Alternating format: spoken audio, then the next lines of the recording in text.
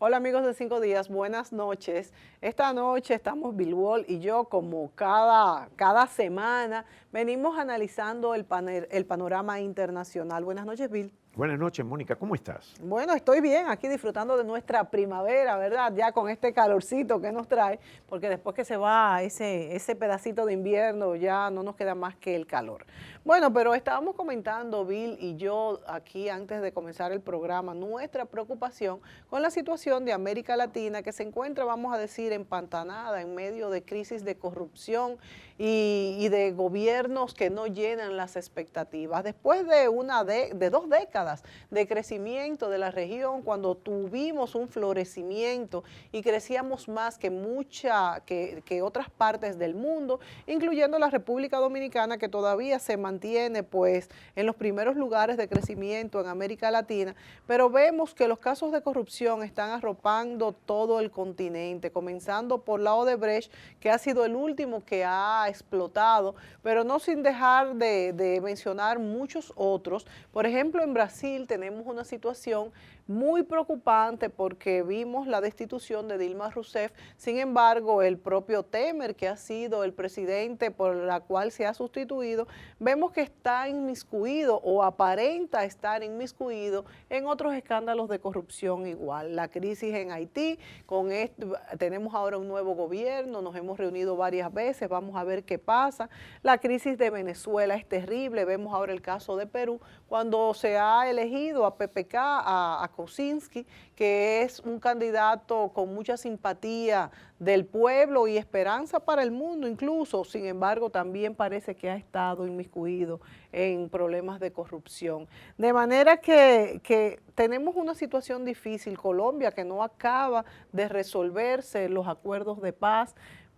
Bueno, Bill, ¿cómo ves tú el caso de la corrupción? ¿Será el caso de Odebrecht una olla que se destapó y va a servir para que se paren este tipo de escándalos y se institucionalice de una vez por todas América Latina? Bueno, hay problemas más allá de la corrupción, pero vamos a empezar con la corrupción, que es lo que nos arropa a todos, ¿no? en esta región.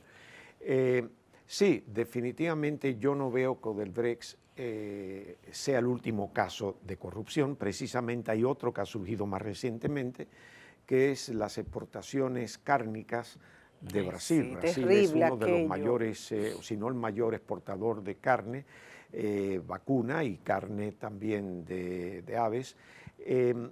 Esto ha sido un caso extraordinario, que le ha caído a Brasil.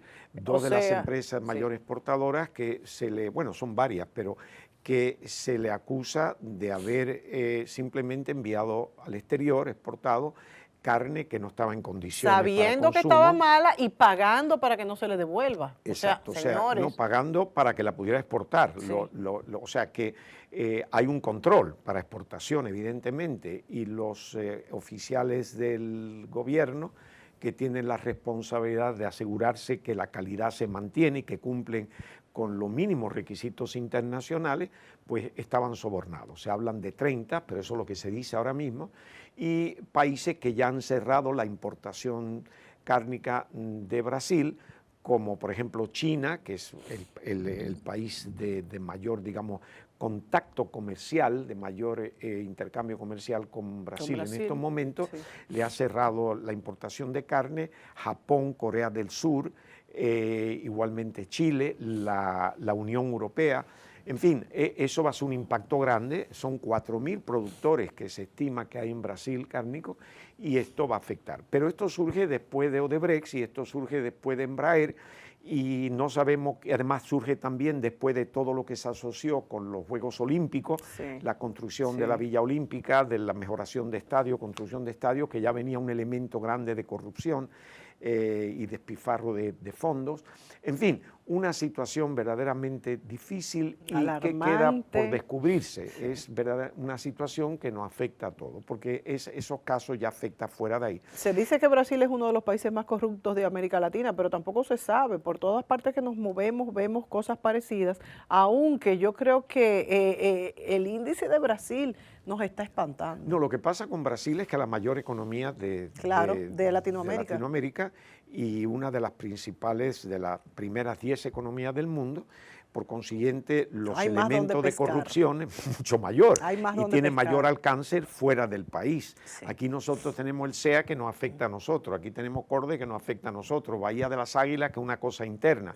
Lo que pueda suceder en las lomas con la cuestión de ecológica y cosas por el estilo son Ahora, básicamente Bill, nunca internas. se habían destapado tantos escándalos de corrupción tan cerca en la región, toda Latinoamérica y también adentro de nuestro país. Estamos asombrados, ya no sabemos. Es que ha habido mucha impunidad. Esos sobornos ha sido a las autoridades que son las que están supuestos a mantener el control, la vigilancia, los que evidentemente aprueban leyes y demás.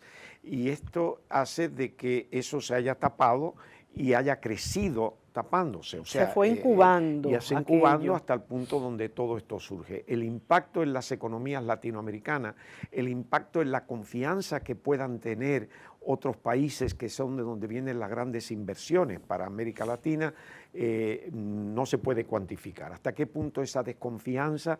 Porque sí, siempre se ha dicho de los países nórdicos que aquí somos más flexibles, menos organizados, en fin, tenemos menos disciplina. Todo eso está y fíjate muy bien. Cómo se han desplazado, por ejemplo, las compañías estadounidenses por estas brasileñas y fíjate cómo ha sido, que tenemos casi en el mundo, me refiero, estas compañías hace 20 años que han crecido tremendamente y cómo se ha pues incubado una clase alta a través de estos escándalos de corrupción. Mira, en los tratados de libre comercio que se han negociado con los Estados Unidos y con los países europeos, siempre hay cláusulas sobre cuestión social, que los países latinoamericanos siempre han objetado a muchos de estas cláusulas porque consideran que son inherencias en el país, este nacionalismo falso.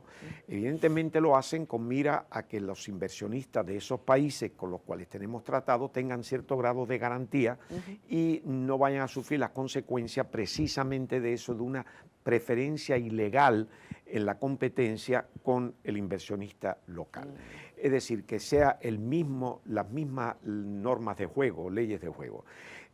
Aquí no hemos quejado, pero ha sido porque sí hemos tenido siempre esa flexibilidad de poder hacer cosas que en un mundo ya globalizado no necesariamente se van a permitir.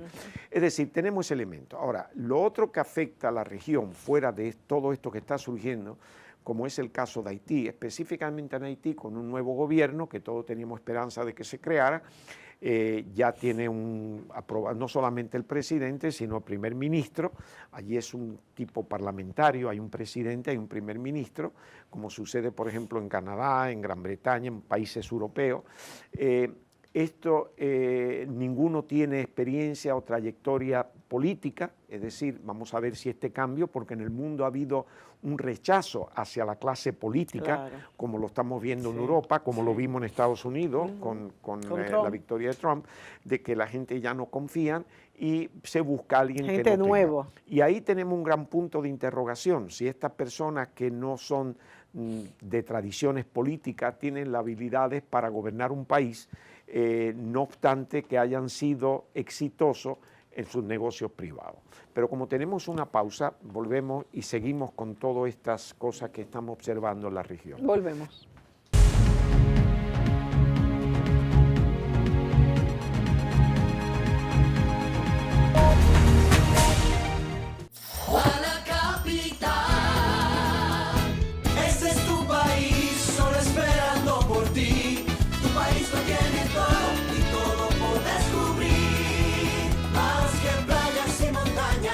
Alegría y corazón, donde quiera que tú vayas, todo es música y sabor.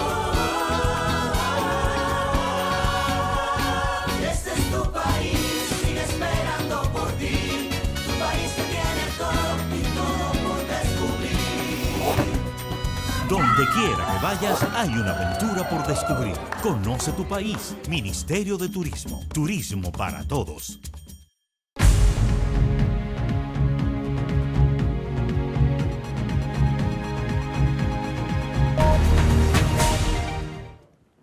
Bueno, Bill, como tú has dicho, tenemos fe en que este gobierno nuevo que está en Haití, pues organice un poco un país que nos repercute en todo lo que hace, en las migraciones, en su economía, en todo, porque es que es casi una simbiosis que tenemos. Ahora bien, yo te pregunto, los organismos internacionales y los demás países muchas veces nos han acusado de que no hacemos suficiente por Haití. Yo creo que tanto hacemos que el parte del presupuesto, por ejemplo, médico, se va en todas las parturientas de Haití. Bueno, pero ese no es el tema. Entonces, lo que quiero comentarte es que he leído que después del terremoto y después de las crisis de Haití, se han hecho planes para que países, los países más fuertes económicamente, pues ayuden a Haití económicamente, y veo que Canadá es el único que lo ha hecho, y creo que es un 2% de lo que se planificó invertir, lo que se ha invertido. Entonces, no se están ocupando de esto. Hay dos cosas, ¿no? Es que estamos viendo lo siguiente en el mundo, que es lo que quiero llevar el asunto de Haití específicamente.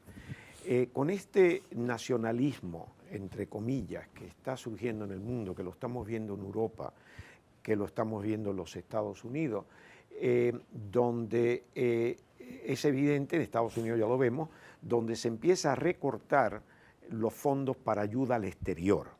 Estados Unidos ya lo ha dicho, que piensa reducir los aportes a las Naciones Unidas. Estados Unidos cubre un 22, un 23% de los gastos de las Naciones Unidas. Pero también él dice que los otros no pagan sus cuotas. Bueno, pero de todas maneras, Estados Unidos sí es el que más paga. recortar. Lo otro, y ya lo hemos visto como resultado de eso hacia las Naciones Unidas, ya las Naciones Unidas ha dicho claramente que se va a reducir la fuerza de la MINUSTAH, en Haití, y de los efectivos que tiene ahora lo va a reducir a unos 300, y que van a ser policías, o sea, salen los militares, los retiran los países, que ya lleva, si mal no recuerdo, 13 años demasiado. En esto, y que no va a reducirlo nada. a 300 policías, y ya los militares vuelven a sus hogares, y la ayuda que pueda venir de las Naciones Unidas con recortes que posiblemente también sucedan posiblemente en Europa,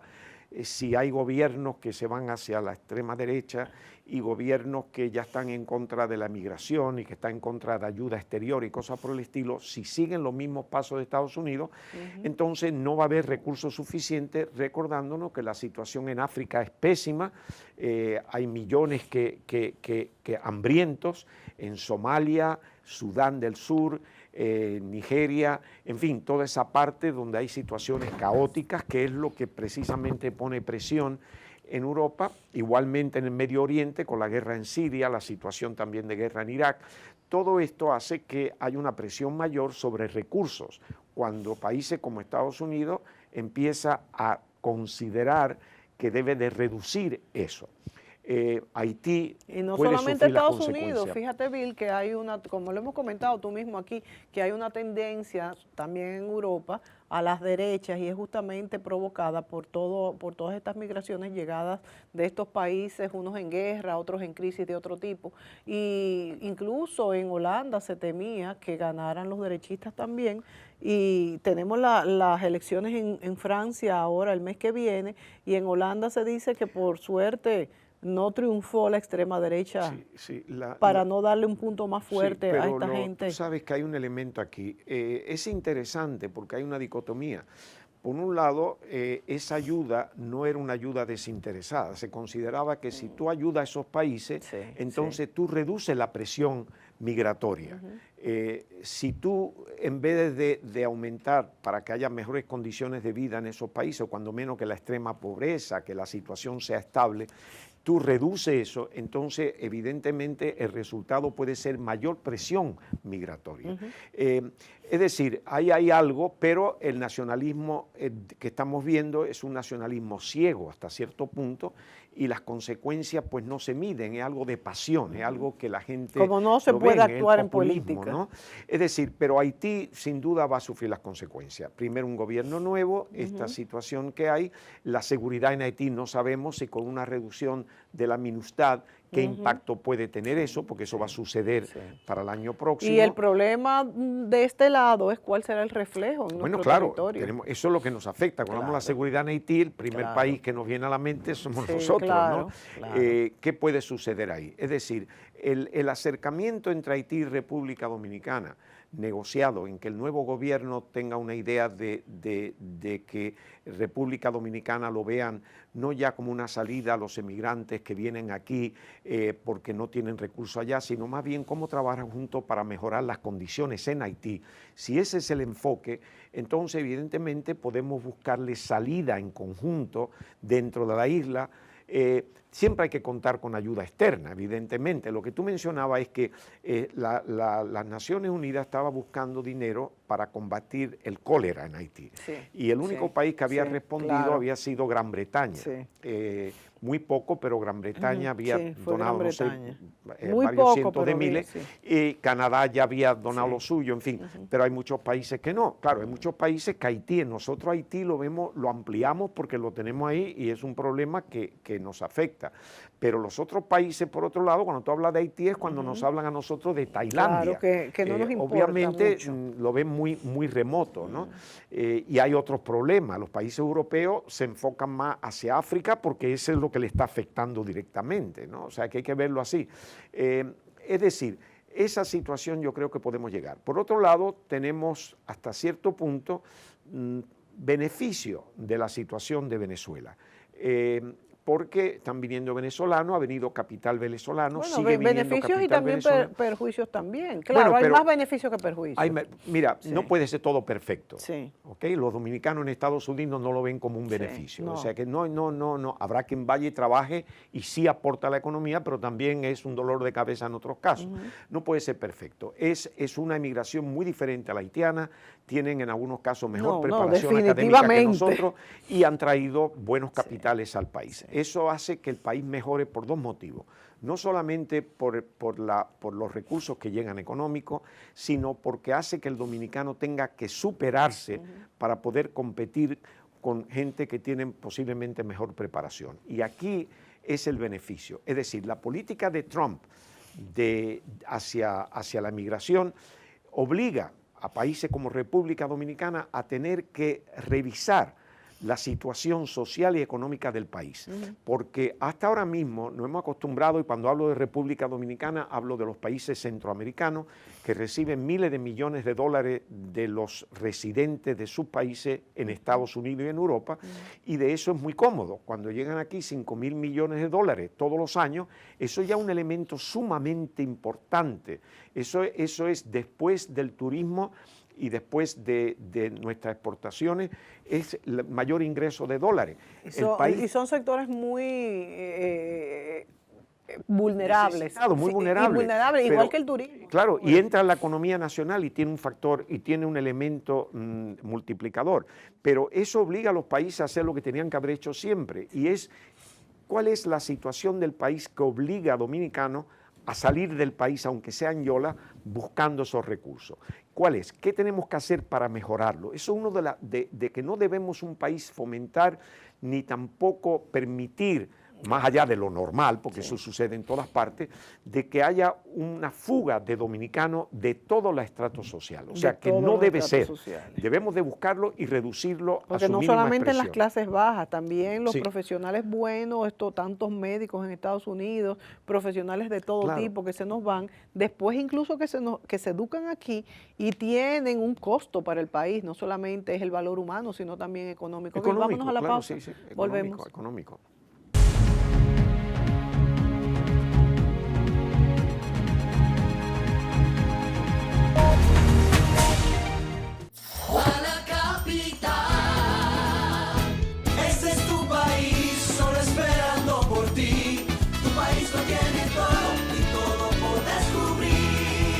Más que playas y montañas,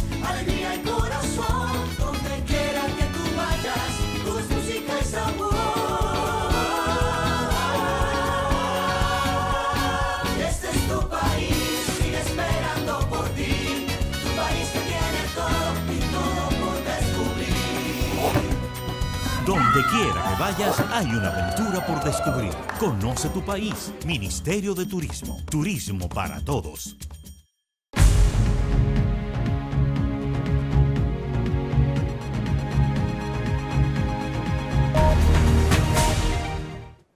Bueno, Bill, dentro de un marco donde la República Dominicana se destaca por un crecimiento, vamos a decir, cimero, porque crecemos más económicamente que los países del alrededor y sin embargo, de nuevo, donde la población dice no sentir este crecimiento económico porque el dinero no le llega a los bolsillos y donde tenemos además una migración haitiana creciente que ahora con lo que hemos dicho pues también se puede ver agravada por el retiro de la MINUSTAH en la otra mitad de la isla.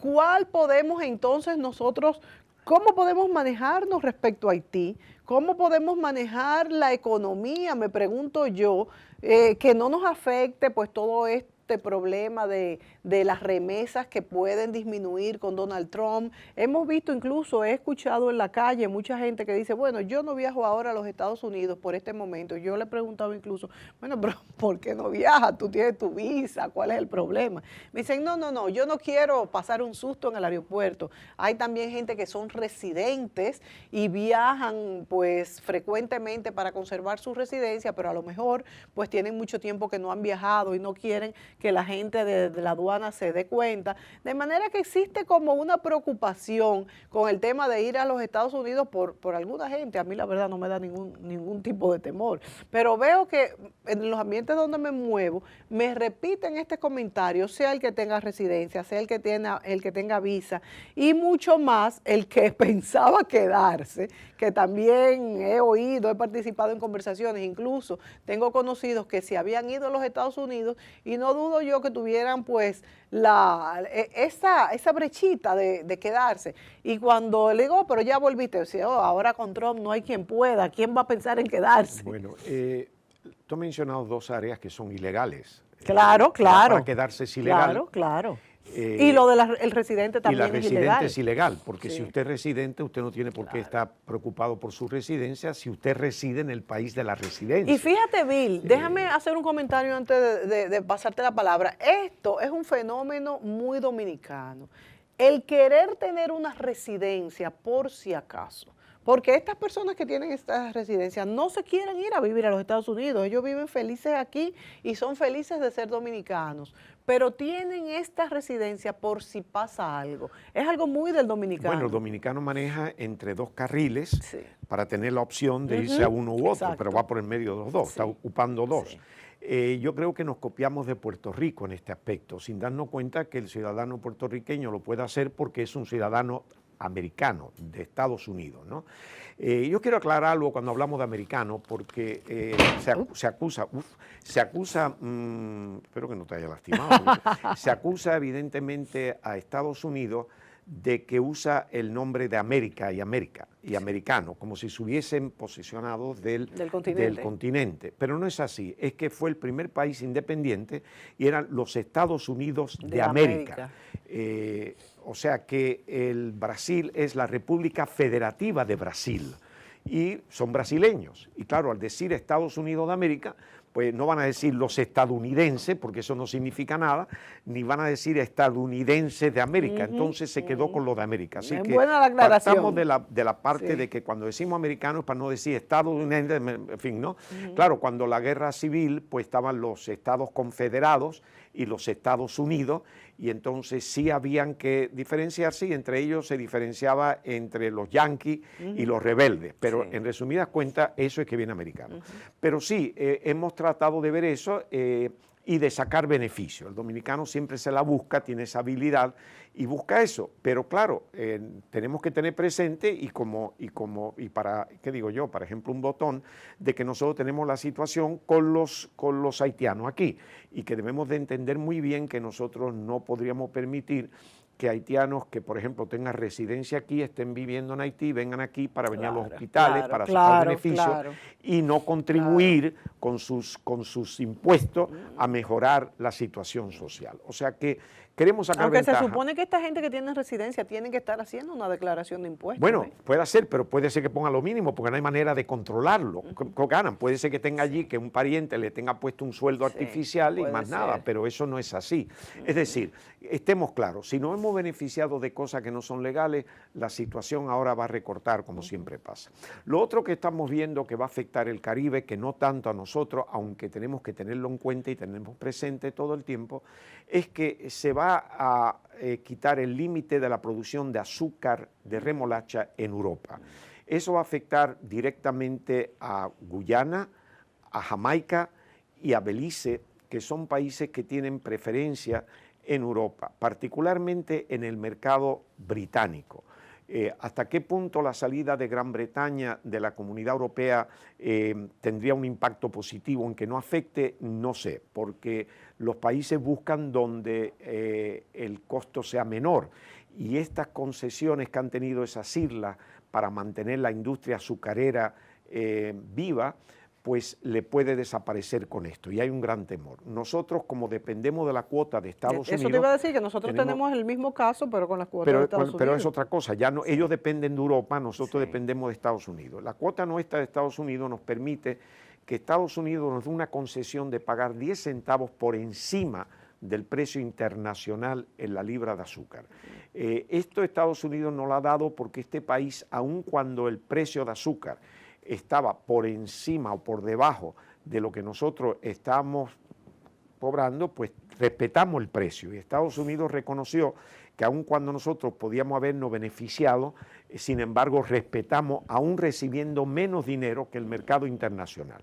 Eso nos beneficia. O sea que no fue una gracia propiamente No, pero dicha. ha sido así. Sí, no, el primero viene porque vino de la iniciativa de Reagan, de la Cuenca del Caribe del 82, pero de hecho nosotros hemos probado que hemos mantenido, aun cuando hemos sufrido consecuencias, aunque ha sido menos frecuente esa situación que la situación de beneficiarnos. Quiere decir que nosotros posiblemente no nos afecte porque tampoco hay un tratado previsible entre Estados Unidos y la Unión Europea como el que se preveía, porque bajo Trump eso también se ha enfriado, de manera de que pudiera Estados Unidos comprar azúcar a un precio menor. Yo creo que Estados Unidos ahí, aunque sea un precio menor, creo que va a continuar respetando esto, y hasta es posible que no aumente el esto. O sea, que ahí hay una cuestión importante porque sostiene la industria azucarera del país, aunque haya bajado. Es decir, y la industria azucarera es importante para nosotros no solamente por el azúcar, sino por el ron, porque el ron depende del azúcar, como sabemos todos, de la melaza, y si nosotros aquí no producimos suficiente alcohol, no hay suficiente destilería para tener el alcohol, tenemos que importar alcohol destilado para el ron, pero cuando menos el azúcar de caña, la caña sí tenemos suficiente, de manera que podemos exportar azúcar y mantener una industria que es muy fuerte y que representa ya un monto significativo de ingreso en dólares. Incluso de exportación. Por eso mismo, los ingresos en dólares que vienen de ahí. Exacto. Así que, y el turismo, que también se sostiene con bebida dominicana en los hoteles de, ¿verdad? Claro, en los hoteles de todo todas las incluido. playas bellas que tenemos. Bueno, vamos a ver si hacemos un programita por allá, por la playa, ¿bien? Pero tú eres la que tiene todos los contactos playeros, porque ¿quién me quiere ver a mí en una playa? A ti sí te quieren ver en una playa, pero a mí ¿quién me quiere ver en una playa? Al menos que sea medianoche sin luna. Tu fan club, Bill, tu fan club. Señores, se nos acabó el tiempo. Sin luna. Que no me... Se nos acabó el tiempo, señores. Buenas noches y hasta la próxima entrega. Buenas noches a todos.